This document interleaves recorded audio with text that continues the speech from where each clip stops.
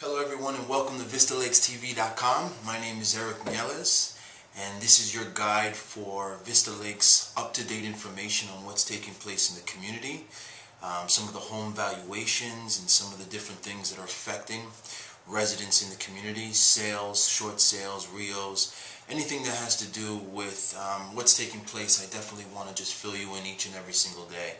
I want to start off with a quick update on what's taking place so far as of today. There's a couple of things that have happened in the market. There is a price change in Newport, which is a subdivision of Vista Lakes. It is a 6-bedroom, 3-bath at 2,819 square feet. The price changed. It came down $5,000. It's listed at $185,000. It's now available for $180,000. It's been on the market for about 257 days, so that's a long time. However, it had a contract on it, like many properties do, but the buyer sort of walked, or in that case it says the contract fell through, which multiple things could have took place. But anyway, it is a price change, and I wanted to update you guys on that. Also, good news, there's 2 pending contracts, and when I say pending, that means a buyer has come forth and put a contract on an active listing within Vista Lakes. There's one in the Waverly. It's a 4-bedroom, 2-bath, 2,247 square feet. It was on the market for $185,000. It's a phenomenal home. It's got a stone facade. It's the former Morrison's model when they were doing pre-sales. It's got some updates in it, some nice fixtures and different things, and it shows. It was only in the market for 16 days before this buyer came through and put a contract on it. And another interesting thing to know about this property is it's a straight sale. And when I say straight sale, that means it's not a short sale and it's not a foreclosure. It's just somebody that fully owns the property or put a large down payment or had some sort of equity position where he wasn't in trouble, or possibly he brought money to the table to complete the transaction. So I'm sure there'll be a quick response in that sale, and it is pending currently. And there's also another property pending as of right now, and it's in the Melrose subdivision. It's a 5-bedroom, 3-bath. This is a big one, 4,364 square feet. And it's listed at $249,000, and it is a short sale, but it is currently pending. So 3 changes today on the market, 3 properties. You can expect from me every single day to update you with some market information, just so we know what's taking place. There's another interesting thing I wanted to bring to everyone's attention. This is good news. Hopefully it can actually come through. I'm hoping and praying. But it has to do with today's show. Yesterday there was a bill passed, and what the bill entails is they want lenders, banks, financial institutions to have to approve short sales within 45 days. That's huge, because some of the problems with short sales, and I don't know if some of you are currently going through this situation, I know I deal with a lot of individuals that are facing this, is the time it takes to get a short sale approved. A lot of buyers now who are well qualified, totally pre-approved or cash in hand, see a property that they like, they put a contract on it, and it could take anywhere from 3, 6, 9 months sometimes to just get approved. And by that time, buyers get frustrated. They don't have the time, or they weren't expecting that this was going to take place, and so they walk and they leave. And it leaves the seller in a situation where they had a qualified individual who could have helped save them from foreclosure, and because these institutions are taking so long to approve these short sales or to move on them and process them, that seller has been stuck in a situation like that. So NAR, and when I say NAR, it's short for National Association of Realtors, is really backing this bill and pushing it extremely hard. I'll keep you up to date with what's going on there, but I'm praying that that's something that lenders have to abide by, and that will help us soak up some of this extra inventory, help sellers get out of the bad position that they're in, and help them short sell their properties and move on to do better things, repair their credit, and so forth and so on. So Anyway, just wanted to update you with that information. Today's show, really quickly, I just wanted to address short sales. You know, I go around, I meet a lot of individuals, I'm talking to homeowners, and still, years have passed, a lot of people are unsure really what a short sale is. And so I want to break it down to very simplistic forms really fast. There's a lot of definitions. Short sales are widely used and widely done. However, I say a short sale basically is when the lender takes less than the balance owed on the loan of the home. So let's make it simple. Let's use some numbers to show what this means. You, a homeowner, purchased your home 3 years ago for $200,000. You got 100% financing, like many people did in our community. You paid your closing costs, or sometimes even seller paid closing costs. So some people got in for minimal amount, no money out of pocket. Anyway, you owe the bank $200,000 on this beautiful home you purchased 3 years ago. Now, through the devaluation of some homes, the market collapse, all of the foreclosures, all of the different things that have taken place over the last 3 years, your home's value, its true market value, is now $100,000 on the open market. That's $100,000 negative than what you really owe on this piece of property.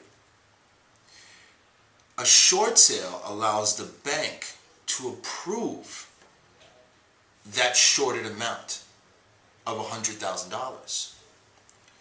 Now, many people will ask, well, why would that be? Well, there's a number of reasons why a bank would agree to get shorted, hence the word short sale, $100,000. There's a lot of things that go on and take place when a bank wants to foreclose on an individual. There's a lot of fees associated with foreclosing on a home. There's a lot of time it takes. But I want you to remember this for quick. The bank is not in the business of owning real estate. They're in the business of earning money on interest on the loans they give to homeowners. So for them to take all of these properties back, it looks and creates a bad scenario for them because they have books that they keep. And these homes are not performing, meaning they're not earning any revenue, no money on the interest that they lent out. So they become non-performing assets, and they go on their books as non-performing assets. And that's a bad thing. The banks have to keep records of these things. They have to keep detailed accounts of what's taking place. So, you're a homeowner, and you know the value of your home is $100,000, yet you have this loan for $200,000. There's $100,000 negative right there, that whole gap. And you're in a bad spot. You may have lost your job, you might have gotten into an accident or an emergency, or some sort of financial hardship has come about, like many millions of Americans have faced in this crisis. The bank knows that they're not going to receive any more payments, or there's going to be a big time and they're not going to receive any interest on this loan. If we can prove and basically say to the bank, it's in your best interest, Mr. Banker, to sell this house now at 100 and allow me to walk away from that, what I really owe, that true $200,000, which they're not going to get. It's better for them to accept that than to possibly go 6 months, a year and a half, even 2 years sometimes down the road, and possibly get 80 or 70 if the market continues to go down. Or possibly, let's just say, get the same 100,000 in 2 years rather than get the 100,000 right now. So the bank has to look at all these different factors, whether they're going to approve and agree that a short sale is going to be the best course of action for them. But in simplistic form, just using those numbers, I just want you guys as homeowners to know basically that's what a short sale is when the bank agrees to accept a shorted amount than the balance of the loan that was lent out. There'll be many things that are associated with a short sale, which in future shows I'll go over. How we prove to the bank that you're in a hardship situation, why you're insolvent. There's a lot of things that go in preparation on trying to show and get a short sale approved. However, that's really the simplistic form of trying to understand when you're looking at a short sale. Now let me address real fast what a short sale is not. A short sale is not you upset because your neighbor's neighbor, and your neighbor's neighbor sold their home for $100,000 and walked away, and you still owe $200, $225, and you're just upset. We do get people that say, hey, I want to short sell my house, because they're just mad because they're paying a $2,000 note every month when someone else hasn't paid something for 2 years, and then they get a short sale and they walk away and they're done. That's not a short sale, because you do have to prove you're going through some sort of financial hardship or you're insolvent in some form to showcase the bank, listen, I'm not going to be able to pay for this loan much longer, or I haven't paid in a long time because of what's taken place in my life. It's better for you to accept this opportunity. I have a willing buyer that's come through with a contract.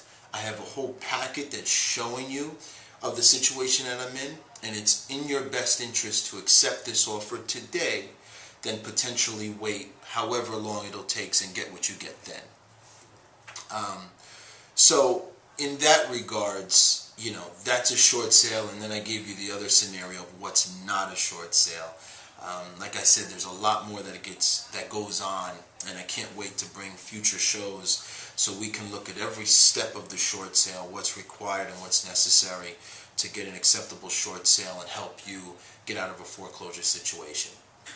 But anyway, once again, this was VistaLakesTV.com. It was a pleasure. Please feel free to contact me however you want to. You can contact me direct on my cell phone, 407-383-2189. You can contact me directly through email. My email is emiles@sunstarteam.com, which you'll find it on the video. And please submit questions, comments, concerns, anything. I will have a Facebook group set up so residents can interact and talk, and we can sort of push ideas on how we can enhance this website, enhance the community, and do some better things so that we're all informed and educated. As I said, information education is going to be the key. It's really the guideline that I want to use to make sure I'm producing a great show for you guys. So, thank you so much. Have a fantastic day.